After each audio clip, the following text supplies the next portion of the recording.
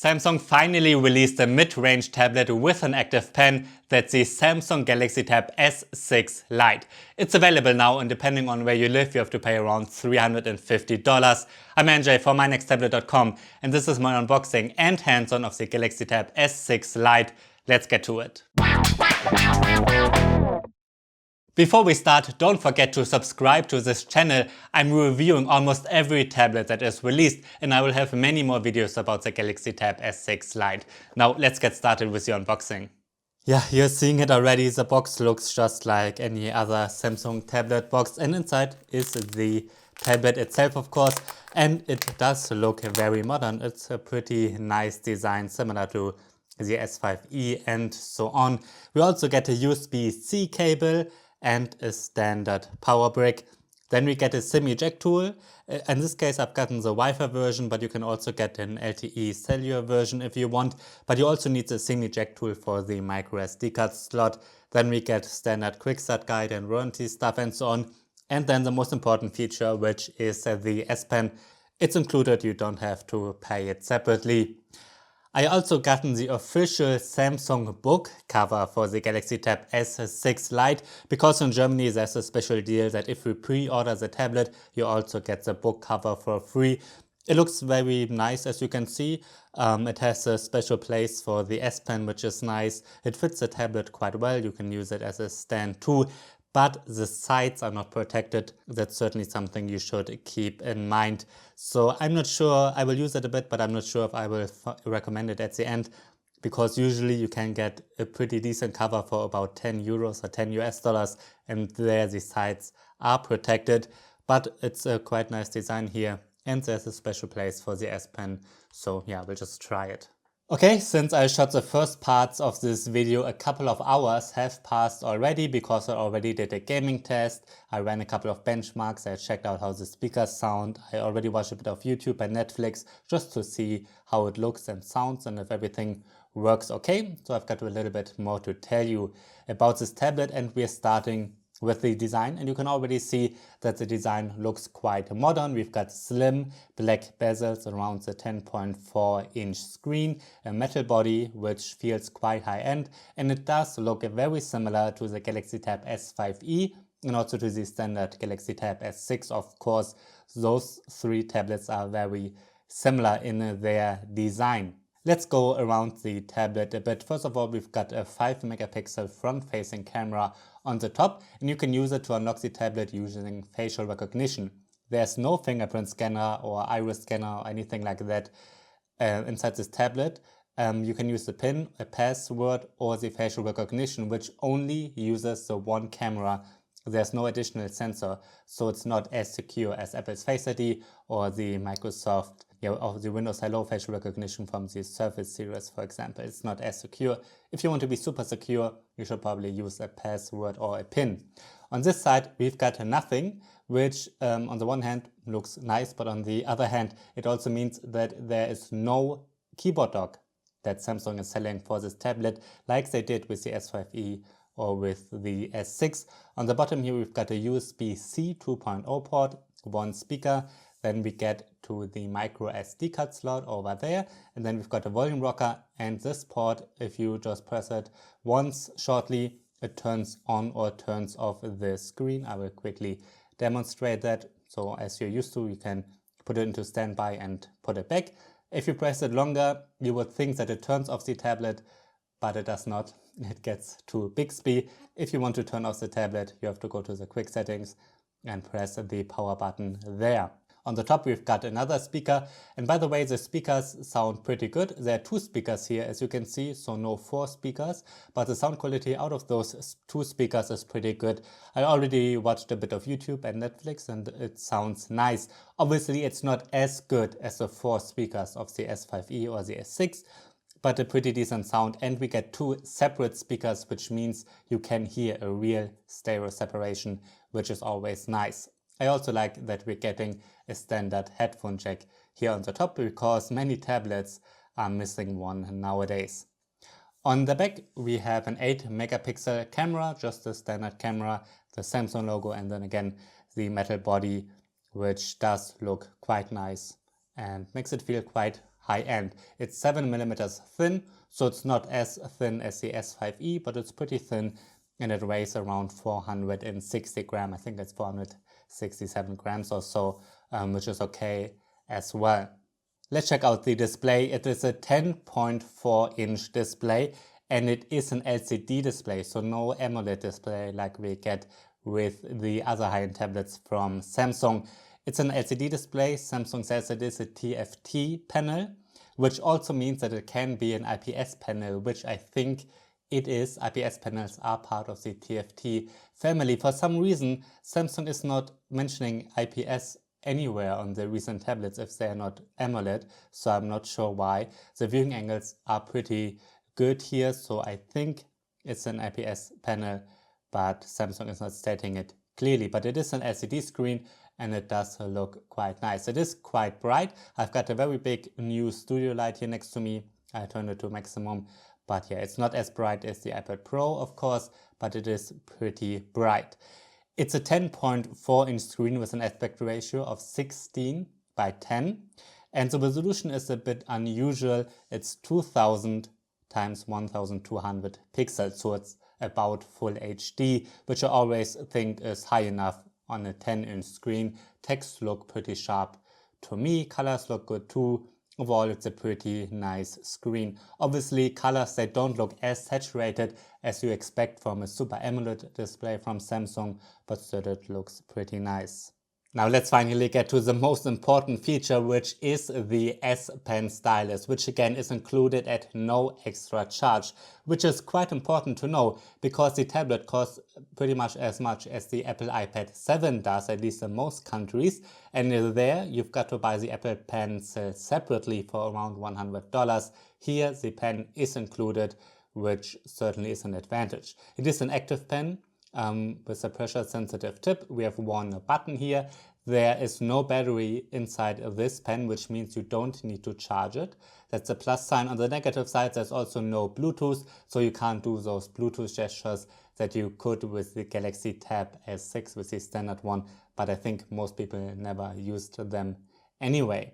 Even though there's no battery, you can connect it magnetically to the side of the tablet like this, and it does hold pretty secure, so you won't lose it as easily. Obviously, this looks a little bit like what Apple did with the iPad Pro, although Microsoft did it a bit earlier with the Microsoft Surface Pro series. Anyway, it's a nice feature that you can just put your pen here. Again, the pen is pressure sensitive. You can use it to write some notes or to do some drawings or so on, or do some handwriting recognition.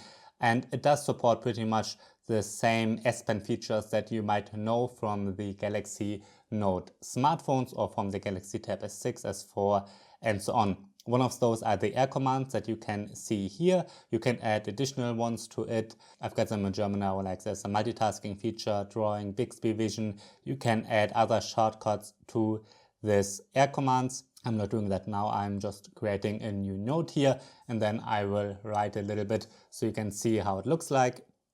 So this is a quick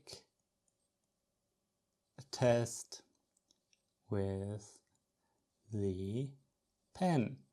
It's just a standard note. You can save it in the Samsung Notes app, or a very interesting feature that might be more interesting when I open another app is the transparency feature. We've seen this before with Samsung. You can adjust the transparency, which can be quite useful. For example, if you're watching a lecture and then you're putting the notes over the lecture, and then you can still see the full lecture on the full screen, and you can also take some notes of the lecture. It might be an interesting feature for students, especially maybe if you have to learn from home or something. So yeah, that's just quite a feature you should know about, even if you maybe never need to use it. So this is just the standard notes. You can do many things with it. You can take screenshots and annotate them. You can send little hearts to your friend. They are AR drawings, augmented reality drawings. Nobody will use it. And then pen apps might be interesting for kids. With that, for example, you can like draw a little bit and color in pictures and so on. Let me quickly open the Samsung Notes app so that you can see how it looks like. If you open a new note, you can either write normal text with the keyboard, either with the software keyboard, or you can also use an external keyboard, of course. Then you can do some handwriting here. just standard notes, and you can also draw a little bit, or yeah, you can paint a little bit if you want to do that. You can press OK, and then it's all inserted. Another feature I want to show you is the handwriting recognition. For that, you go to the text one because you're using the standard keyboard that's built in. You can use this handwriting feature everywhere where you can use the normal Samsung keyboard that's built in. So you press this button. I've got it set to German right now, so I will write something in German. I will write this as a test in German. So, das ist ein Test. And it did recognize it quite nicely. Usually the handwriting recognition from Samsung works pretty well. So yeah, you can do that too if you like. Alright, so much about the S Pen. Let's check out the internal hardware. Inside the Samsung Galaxy Tab S6 Lite is an Exynos 9611 octa-core processor, which has 8 cores in total. We also get 4 GB of RAM and a 64 GB internal storage, which is quite a lot for a mid-range tablet. Usually we get this much with high-end tablets only. You can also get it with LTE 4G if you like. Out of those 64 GB, you have 49.2 GB to use and 14.8 GB are used by the system. I took a screenshot before I installed any updates or installed any apps. So much about the storage. You can see my benchmark comparison here. There you can see that the Exynos 9611 comes pretty close to the Samsung Galaxy Tab S5e, which is quite important to know. This is Geekbench 4, and yeah, you can also see how it compares to the other Samsung tablets. Obviously, it's much weaker than the standard S6, but also quite a bit better than the Galaxy Tab A 10.1, which is the lower end 10-inch Samsung tablet. I already played Call of Duty, which you can see here, which is a shooter of course, and it does look pretty nice. It runs quite smoothly, and the gaming performance of this chip does seem to be pretty good. I haven't tried Fortnite yet. I'm not sure if it will run. However, if it will run, I'm pretty sure that you can't play it with high settings, probably medium or low, because even the Galaxy Tab S5e didn't support it with high settings. If you want to play Fortnite with epic settings on an Android tablet, you've got to get the Samsung Galaxy Tab S6, the standard one at the moment. But still, gaming should be possible. As you can see here with Call of Duty, it does run quite nicely and looks good too. Alright, let's get to the software. On the Samsung Galaxy Tab S6 Lite runs Android 10, and it is the first tablet with Android 10 that is being released by Samsung and also in general in the Western world. I believe only Huawei released an Android 10 tablet in China, but not outside. So let's quickly confirm that in the settings there we got Android 10 and the One UI in version 2.1. So let's do this little thing here, and yeah. This is Android 10. Not that much has changed though compared to Android 9 in the previous One UI versions. There is this little news thing here, which is powered by Bixby, probably called Samsung Daily. What's quite nice is that we've got a little dock here. You can change the icons, so it's basically just shortcuts to the apps, of course. But you've got those. Then we've got a lot of things you can change inside the settings. Yeah, you can turn on a dark mode. There's a blue light filter, of course. You can edit some features for the S Pen. You can have certain gestures too. Obviously, there's a digital well-being stuff. Then we've got some pre-installed apps from Samsung. The Files Manager is interesting, of course. Many of them I probably won't know. PenUp might be interesting for kids. Then there's the standard Google apps that are pre-installed. A couple of apps from Microsoft are pre-installed as well. There's also a phone app here. And of course, if you get the LTE version, then you can make phone calls with it usually. But obviously, you will need to use headsets or something because there's no earpiece for it.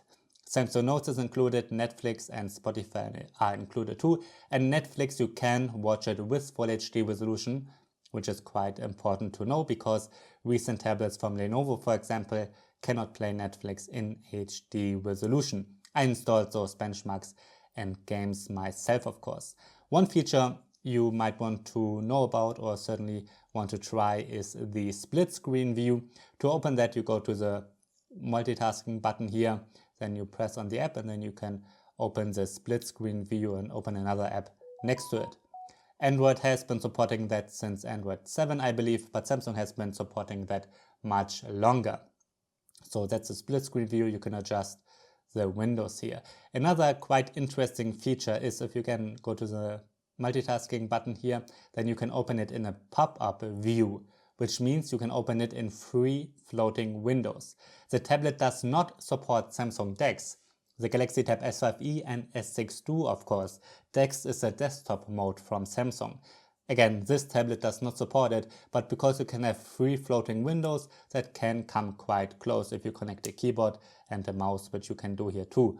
By the way, the transparency feature works in the pop-up windows too, so I'm not sure how often you will use it, but I'm sure it's good to know that you can use it. Maybe you will find a great use case for it. There are many other features Samsung included, as they usually do. You should go through all the settings one by one. In the quick settings, you can also turn on a blue light filter. You can apparently record the screen. There's a kids mode and so on. You can turn on the dark mode from here as well, and an energy saving mode. So much about the software. It's Android 10 with One UI in version 2.1. Alright, that's my unboxing and hands-on of the Samsung Galaxy Tab S6 Lite. My first impressions are pretty good. I like that we finally get a mid-range Android tablet with an active pen. It really has been a while. And all other aspects of the tablet are pretty good too. We get a modern design with a metal body, up-to-date software with Android 10 and a pretty good 10.4-inch screen. And the performance should be fine for most things too. Maybe not for high-end gaming, but for everything else. And yeah, my first impressions are pretty good. I now have to test it further. I want to do some more gaming tests, run a couple of benchmarks, do a battery test out the stylus more, and just use it as my daily tablet. If you have any questions, please write them in the comments below and I might include them in my final review. I'm NJ for mynexttablet.com. Thanks for watching and see you next time.